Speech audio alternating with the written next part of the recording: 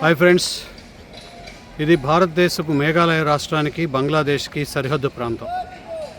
దీన్ని friendly border అంటారు. So ఇటువైపు మీకు కొండల మీద కనిపిస్తున్న వాళ్ళంతా బంగ్లాదేశీలు. నేను భారతదేశపు సైడ్ నుంచి వీడియో చేస్తున్నాను. మన కెనడా అమెరికా మధ్య నయాగరా జలపాతం దగ్గర ఎటువంటి సన్నివేశాలు చూస్తామో ఇప్పుడు అదే సన్నివేశాన్ని ఇక్కడ మనం చూస్తున్నాం. సో వాళ్ళంతా కనిపిస్తున్న వాళ్ళు బంగ్లాదేశీలు. ఈ నదీ జలాల్లో అటు భారతీయులు తమ బోట్ల ద్వారా అక్కడ వరకు వెళ్తారు. వాళ్ళు అక్కడ వరకు వచ్చి బోటింగ్లోకి రారు, కానీ అక్కడ వరకు వాళ్ళు స్నానాలు చేస్తారు. సో ఇప్పుడు ఇక్కడ వీళ్ళందరినీ చూడండి.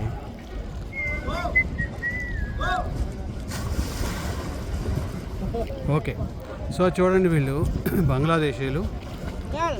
సో వీళ్ళు ఇక్కడి వరకు వస్తారు. నిజానికి భారతదేశంలో పెనిట్రేట్ అవ్వాలి అంటే పెద్ద విషయం ఏం కాదు, కానీ వీళ్ళు మన దేశపు సరిహద్దుల శక్తులు వీళ్ళ మీద నమ్మకం ఉంచడం, వాళ్ళు మన మీద నమ్మకం ఉంచడం, ఈ రెండు కారణాల దృష్ట్యా ఇప్పటివరకు ఎటువంటి ఇబ్బందులు రాలేదు. సో అక్కడ మీరు చూస్తే ఈ చెక్ పోస్ట్ని అబ్జర్వ్ చేయండి. Border security police force BSF first line of defence అని ఉంది అక్కడ. సో పక్కనే మన దేశపు జెండా కూడా కనిపిస్తుంది. సో ఇక్కడ ఒకసారి చూడండి, వీళ్ళందరూ కూడా బంగ్లాదేశీయులు.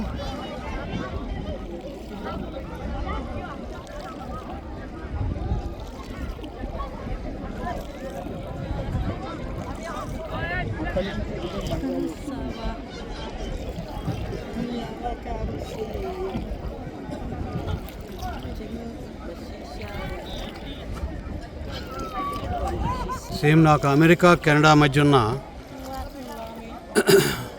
పరస్పర సహకారం ఇక్కడ కూడా కనిపిస్తుంది. నేను ఇక్కడ ఉన్నటువంటి ఖాసీ తెగలకు చెందిన మేఘాలయ వాసుల్ని ప్రశ్నించగా దే ఆర్ వెరీ ఫ్రెండ్లీ అని చెప్పడం జరిగింది. భారతదేశం కూడా వాళ్ళ పట్ల చాలా ఫ్రెండ్లీగా ఉంటుందని చెప్తున్నారు. సో అందువల్ల ఇప్పటివరకు ఈ ప్రాంతంలో ఎటువంటి ఉద్రిక్తత తలెత్తలేదు అని వాళ్ళు చెప్తున్నారు.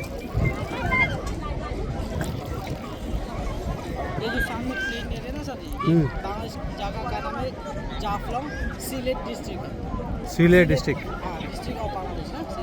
డిస్ట్రిక్ట్ ఆఫ్ బంగ్లాదేశ్ ఈ ప్రాంతం.